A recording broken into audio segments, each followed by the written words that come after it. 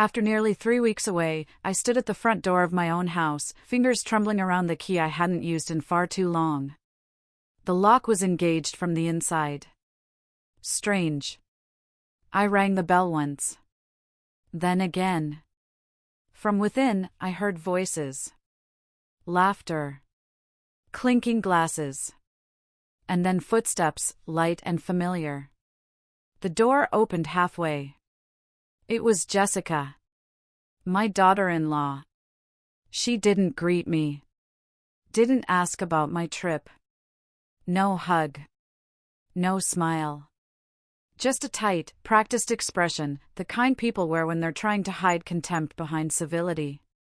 "Eleanor, thank God," she said softly. "We need groceries. Now." I blinked. "Excuse me?" She sighed like she'd been inconvenienced. "We have guests. My family flew in. There's nothing to feed them. Can you run to the butcher? We need 10 pounds of prime ribeye, marbled. 1 jar of real black caviar, beluga. 4 bottles of reserve Cabernet. And some proper cheese. Don't forget dessert, surprise us." The door didn't open any wider. She stood there, blocking my entrance into the home I had built, paid for, sacrificed everything to keep. My suitcase sat at my feet. My coat still carried the stale smell of airplane air and exhaustion. I hadn't even stepped inside. I asked quietly, "Where's David?" Jessica's eyes slid sideways. "He's inside." No further explanation. I caught a glimpse of him through the window, my son, my only child, standing by the fireplace, laughing with people I didn't recognize. Then, as if sensing my stare, he looked up. Our eyes met. And he turned away. He turned away. Something inside me, something maternal, something ancient, twisted tight and sharp. Jessica tilted her head. "Could you hurry? Everyone's waiting." And then, before I could speak again, the door clicked shut. I stood on the porch, not as a mother, not as a homeowner, but as a delivery service. A stranger. A ghost. My fingers were still wrapped around the suitcase handle, but something deeper, something in my soul, had already let go. I stared at the closed door for a full 10 seconds. The brass number on the front, my house number, gleamed in the porch light like it belonged to someone else now. I picked up my suitcase and turned back to the car. Not because I agreed. Not because I obeyed. But because I needed space. Air. Time to think. The car smelled like stale coffee and old receipts. I sat behind the wheel, the engine off, in absolute silence. My phone buzzed. A message from Jessica. Also, don't forget, sourdough. Manchego. Prosciutto. Kalamata olives. And something with pistachio for dessert. Nothing store-bought looking. They'll notice. I stared at the screen. Not a welcome back. Not a "how was your flight?" Not even a "thank you." Just a list. I scrolled through old texts. Hundreds. All the times she and David had borrowed money. The down payment I gave them. The time I covered their rent. The time I co-signed the car. Each one wrapped in the same tone, expected. And now I was expected to fetch a gourmet feast like a personal assistant, while they laughed inside the home I paid for. I drove to the upscale grocer near the edge of town. The parking lot was packed. Inside, it was spotless. Polished wood floors. Marble counters. Classical music playing at just the right volume to sound expensive. I moved through the aisles like a ghost. 10 pounds of prime ribeye, the marbled kind, $38.99 a pound. Beluga caviar, behind a locked case. Cabernet, $110 a bottle, times 4. Imported cheeses. Cured meats. Handmade olive sourdough, still warm. A pistachio tart that cost more than my weekly groceries used to. I reached the register. The total blinked, $1,204.36. My hand hovered over my wallet. My fingers closed around the credit card. The one I'd let them use so many times. The one still tied to every shared mistake. Then I stopped. I looked at the young cashier. She didn't meet my eyes, she was used to this. People paying obscene amounts for weekend dinners. People like Jessica. People like David. But not people like me. Not anymore. I took a long, shaking breath. Then I whispered, "I'm sorry. I changed my mind." I left the cart. Full. Abandoned. A feast for a family that had locked me out. I walked past the wine racks, the artisan loaves, the imported cheeses, and out the automatic doors, empty-handed. It was the first time I had said no in years, and the sound of it echoed louder than any scream. I didn't drive home. I didn't even know where I was going. I just drove. The late evening sky was smudged with deep purple clouds, and streetlights blinked on, one by one, as if lighting a path I hadn't chosen. Eventually, my car coasted into a small lot by Meadow Lane Park, the one David used to love when he was little. The one with the rusted slide, chipped swings, and old bench under the oak tree. I pulled the keys from the ignition and sat there. Engine ticking in the silence. Then, without planning it, I stepped out and walked to that old bench, the one I had sat on while watching David chase bubbles or fall off the monkey bars or run up to me with grass-stained jeans and scraped knees. I sat. The bench groaned softly beneath me. And I cried. Not the silent kind. Not the polite kind. The kind that breaks through the ribs. Tears spilled freely. My shoulders shook. My chest felt like it was caving in. I cried for the years I had worked double shifts so David wouldn't have to skip soccer practice.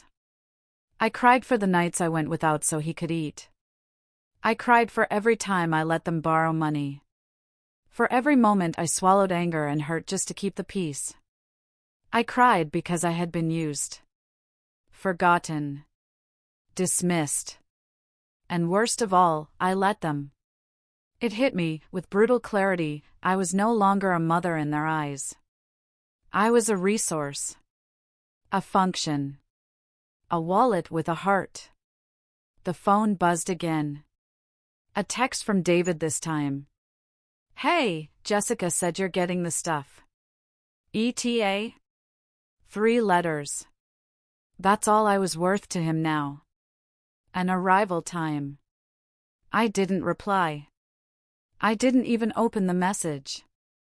Instead, I watched the swing sway in the wind, just slightly, like a memory passing by. I whispered aloud, "You left me standing on my own porch." You watched it happen. The pain in my chest didn't ease. But something else began to rise in its place. Not peace. Resolve. I sat alone in the park where I once watched him play, and realized I had protected him for too long. Now, I had to protect myself. Morning came slowly. I hadn't gone back home. Instead, I found a tiny, no-frills motel just off the highway. The kind with scratchy sheets, a humming mini-fridge, and peeling paint on the bathroom door. But it had a bed. A lock. And no one asking me for anything. I lay there for hours, eyes open, staring at the ceiling, feeling something unfamiliar settle into my bones. Clarity. Not anger. Not sorrow. Something colder. Cleaner. The next morning, I made a call. His name was Robert Henderson, a lawyer I had used years ago when I bought the house. He was old school. Kind. The type who still remembered birthdays and sent hand-signed Christmas cards. "Eleanor," he said, surprised. "It's been a while." I told him everything. Quietly. Calmly. Like I was reading a news article I had no personal stake in. Locked out of my house. Grocery list demands. David turning away. Thousands loaned. None repaid. He didn't interrupt. When I was done, there was a pause, and then a soft, steady response. The deed is in your name, correct? Sole ownership? Yes. Then legally, you're in the clear. You have every right to reclaim the property. And every right to ask them to leave. There it was. Simple. Brutal. True. I didn't even hesitate.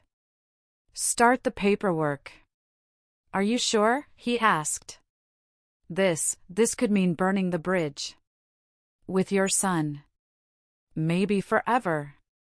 I'm not burning anything, I said, quietly. They set the fire. I'm just choosing not to stand in the smoke anymore. He breathed out. Understood. Robert walked me through the process, a 30-day formal eviction notice, mailed by certified post and hand-delivered. If they resisted, he would file a claim. Legally, they had no footing. I met him in person later that day to sign the documents. As I held the pen, my hand trembled. Not from fear. From the weight of the moment. I wasn't just signing a legal document. I was drawing a line in the sand. And this time, I was on my own side. When I walked out of that law office, I didn't feel victorious, I felt free. And freedom, I was learning, feels a lot like grief at first. I gave it 7 days. 7 days for the letter to arrive. 7 days for the shock to settle in. 7 days for them to pretend they didn't know what was coming. Then, on a gray Wednesday afternoon, I drove back to the house. Not to ask. Not to plead. To reclaim. I didn't go alone. Susan, my oldest friend, my lighthouse through every storm, stood by my side, arms crossed, lips tight. Robert waited down the street in his car, just in case. I unlocked the door with the same key they tried to make useless. The hinges creaked like they were surprised to see me. The house was silent. No laughter. No clinking glasses. No Jessica. I stepped inside. The living room was trashed. Crumpled napkins. Empty wine bottles. A dried spill on the rug I'd spent a week's pay to buy 10 years ago. The couch cushions were mismatched, stained. My mother's painting, the one she left me in her will, was gone from the wall. In the kitchen, the sink overflowed with dishes. A rotten smell curled from inside the trash can. They had lived in this place like it was disposable. I climbed the stairs. My bedroom, the sanctuary I once held sacred, was ransacked. Jessica's perfume bottles still lined the dresser. Her designer shoes littered the floor. Their laundry spilled from the closet, mixing clothes like lives. I opened the drawers. Empty. Not even a thank you note. Just absence. I stood in the doorway, breathing in what was left of my space, and I didn't cry. Not this time. I turned to Susan. They're gone, I said. She nodded. Cowards didn't even face you. They never intended to, I replied. In the garage, I found the envelope, sealed, stuck to the wall with masking tape. My name written in David's handwriting. Inside, a single sheet of paper. No apology. No explanation. Just a bank transfer receipt showing they had returned $5,000. A fraction of what they owed me. A gesture, or a bribe. I left it on the counter. This wasn't about money anymore. This was about boundaries. I wasn't walking back into my old life, I was walking into a new one, with doors I would lock differently and a heart no longer up for rent. It's been 3 months. The house is quiet now, the kind of quiet that doesn't ache anymore. The first few weeks were hard. I'd walk past David's old room and catch my breath, expecting to hear his laugh, the way it sounded when he was 8 years old, the kind that bubbled up without shame. But all I'd hear was silence. There were no calls. No texts. No explanations. Just distance, deliberate, echoing, complete. Jessica unfollowed me on every platform. David didn't block me. But he never messaged either. I could have reached out. I didn't. Because this space, was the boundary I should have drawn a decade ago. Some mornings I still find myself standing in the kitchen, hand paused over the kettle, wondering if he misses me. If he regrets any of it. But then I remember that day, the way he looked at me through the window, and turned away. That was the real goodbye. There was no slamming door. No screaming match. No dramatic ending. Just disregard. And sometimes, silence is the loudest betrayal. But I've filled the silence now. With music I choose. With books I forgot I loved. With walks in the park, not to chase someone, but just to breathe. I planted flowers along the front porch. Lavender and marigold. I painted the guest room, no longer there's a soft, hopeful yellow. Susan comes by on Sundays. We drink tea and talk about everything and nothing. She doesn't ask about David anymore. She knows better than to poke a wound just beginning to scar. The deed still hangs on the wall in my study. Not as a trophy, but as a reminder. That I am allowed to take up space. That I am no one's safety net. That love given freely should never come with terms. But respect, that is non-negotiable. Will David ever come back? I don't know. But if he does, I hope he brings more than silence and apology. I hope he brings growth. Until then, I live. Not for him. Not for Jessica. Not for forgiveness. For me. Because the greatest goodbye I ever gave was the one where I chose myself first.